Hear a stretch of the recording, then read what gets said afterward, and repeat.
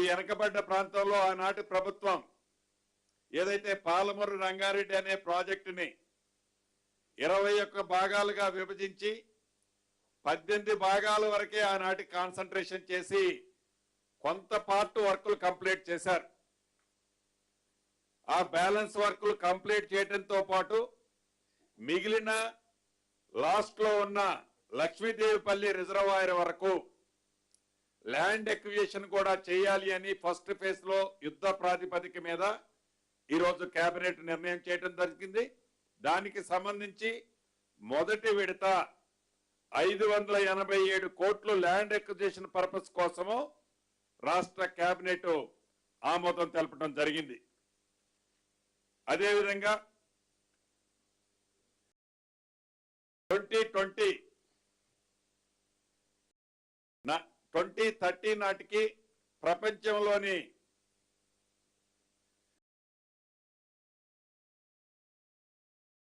ప్రపంచంలో top 5 life sciences హబ్బులుగా ఒకటిగా తెలంగాణ ఉండాలని ఈ రాష్ట్ర ప్రభుత్వం సంకల్పించి దానికి సంబంధించి 2026 to 30 సంబంధించిన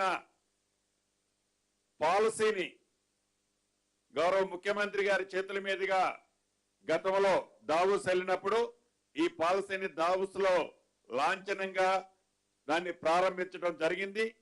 దానికి సంబంధించింది కూడా ఈ రోజు కేబినెట్ లో ఆ పాలసీకి సంబంధించిన దాన్ని ఆమోదించుకోవడం జరిగింది. దీనివల్ల ఈ పాలసీ ద్వారా వచ్చే 5 సంవత్సరాలలో 5 లక్షల మందికి ఉద్యోగాలు రావటమే కాకుండా $25 బిలియన్ పెట్టుబడి ఈ పాలసీ ద్వారా తెలంగాణ రాష్ట్రం ప్రపంచంలోని అనేక దేశాల్లో ఉన్న పారిశ్రామికవేత్తల దగ్గర నుంచి పెట్టుబడిగా తెలంగాణకి రావడానికి బ్రైట్ ఛాన్సెస్ ఉన్నాయి. అదే రకంగా దీంతో పాటు గతంలో ఎక్కువ ఈ ఇండస్ట్రీస్ ని ప్రొడక్షన్ కి వెళ్ళే మన కాన్సంట్రేషన్ ఉండేది. దాంతో పాటు ఇక్కడ ఈనాడు R&D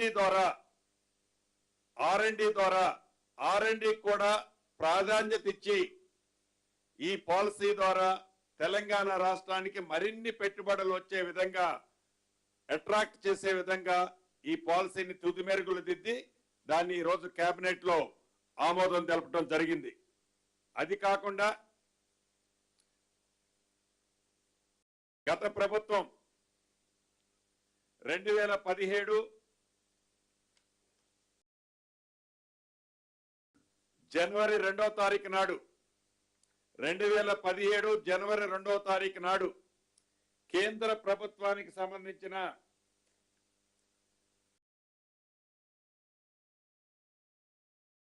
ట్రైపార్టీ మెమోరాండం ఒకటి చేసుకోవటం జరిగింది. 2017 జనవరి 2 ఆనాటి ప్రభుత్వం కేంద్ర ప్రభుత్వంతో ఒక ట్రైపార్టీ అగ్రిమెంట్ చేయటం జరిగింది. ఇదే అంశాన్ని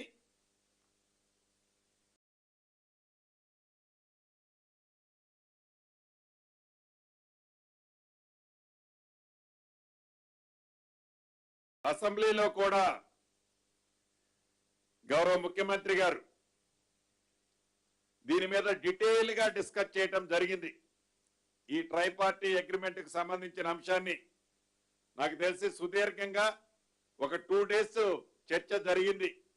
ఆనాడు ఈ ట్రైపార్టీ ఎవరెవరా అంటే ministry of power government of India, government of Telangana, south power distributary committee of Telangana, company of Telangana, southern power distribution company of Telangana, ఇలా ముగ్గురు కలిసి ఒక ట్రైపార్టీ అగ్రిమెంట్ 2017 జనవరి నాడు చేసుకోవటం జరిగింది. దీంట్లో అనేక అంశాలు ఆనాడు ఈ ట్రైపార్టీ అగ్రిమెంట్ లో పొందుపరచడం జరిగింది. దీన్ని అసెంబ్లీ సాక్షిగా ఆనాడు గౌరవ ముఖ్యమంత్రి గారు ప్రస్తావించడం జరిగింది. దీంట్లో కూడా మీటర్ల అంశం, ఈ పవర్ సెక్టార్ కి సంబంధించిన మీటర్ల అంశం ఇతరత్ర కూడా ఫుల్ ప్లెడ్జ్ లో డిబేట్ జరిగింది.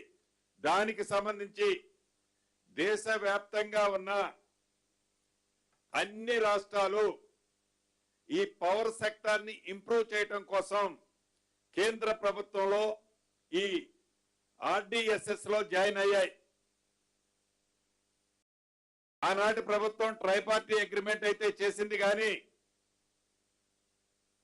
మరి ఏమైందో ఆనాటి దొరవారికి దాన్ని ఫుల్ ప్లెడ్జ్ లో కంప్లీట్ చేసుకోలే. అగ్రిమెంట్ అయితే చేసి అట్లా పెట్టుకున్నారు. సో దానికి సంబంధించిన విషయాన్ని ఈ పవర్ సెక్టర్ ని ఇంప్రూవ్మెంట్ చేయడానికి, లైన్లు ఇంప్రూవ్మెంట్ చేయడానికి, మెరుగైన విద్యుత్తుని ఇండస్ట్రియలిస్ట్ కి, రైతన్నలకి, ప్రజానికానికి, గృహాలకు సంబంధించిన అంశంలో కూడా పవర్ సెక్టార్ ని మరింత ఇంప్రూవ్మెంట్ చేయడం కోసం ఈ ఆర్డిఎస్ఎస్ లో తెలంగాణ రాష్ట్రం కూడా జాయిన్ అవ్వాలని ఈరోజు కేబినెట్ లో ఆమోదం తెలపడం జరిగింది. ఇది కొత్తగా ఈ ప్రభుత్వం తీసుకున్న నిర్ణయం కాదు. మళ్ళీ చెప్తున్నాను, కొత్తగా ఈ ప్రభుత్వం ఈనాడు తీసుకున్న నిర్ణయం కాదు. దీంట్లో ఈ తీసుకునే నిర్ణయంలో మీటర్ల ప్రసక్తి ఎక్కడా రాదు. కానీ ఆనాటి ప్రభుత్వం ట్రైపార్టీ అగ్రిమెంట్ లో ఏవైతే మీటర్లకు సంబంధించిన అంశంలో కూడా వారే సిగ్నేచర్ చేశారు. ఈ అంశం ఈ రోజు డిస్కషన్ చేసేది కాదు. ఈ ప్రభుత్వం ఏర్పడిన తర్వాత అసెంబ్లీ సాక్షిగా ఇన్ డీటెయిల్ గా గౌరవ ముఖ్యమంత్రి గారు, ఈ విద్యుత్ శాఖ మంత్రి గారు కూడా 2 డేస్ పైగా అసెంబ్లీలో ఈ సబ్జెక్ట్ మీద డిస్కషన్ చేయటం జరిగింది. మెరుగైన విద్యుత్తుని సప్లై చేయటం కోసం ఈరోజు ఈ నిర్ణయం కూడా కేబినెట్ లో తీసుకోవటం జరిగిందని మీ ద్వారా రాష్ట్ర ప్రజలకు కూడా తెలియజేస్తున్నా. Thank you.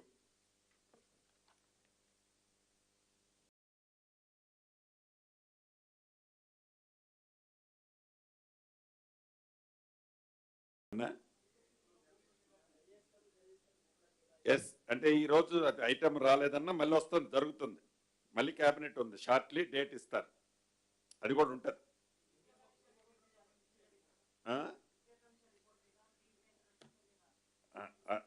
ఏదైతే వచ్చినాయి అయ్యే చెప్పానన్నా, లేని ఏం చెప్పలే.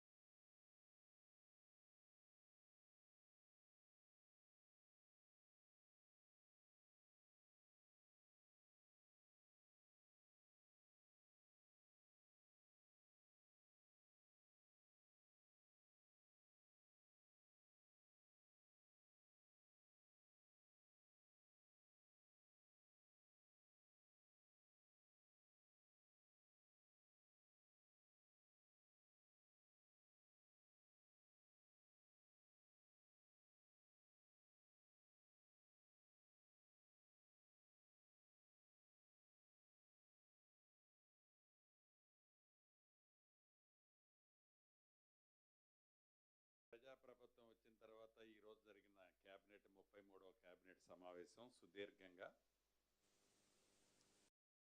గౌరవ ముఖ్యమంత్రి రేవంత్ రెడ్డి గారి అధ్యక్షతన పలు అంశాల మీద నిర్ణయాలు తీసుకోవటం జరిగింది. ప్రధానంగా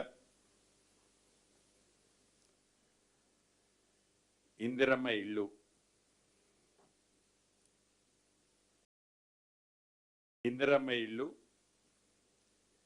ఈ పేదవాడి ప్రభుత్వం వచ్చిన తర్వాత మొదటి విడత రాష్ట్ర వ్యాప్తంగా 4.5 లక్షల ఇళ్ళు ఇచ్చి సుమారు 22,500 కోట్లు ఖర్చు పెట్టే కార్యక్రమం ఒడివడిగా మొదటి విడత చేశాం.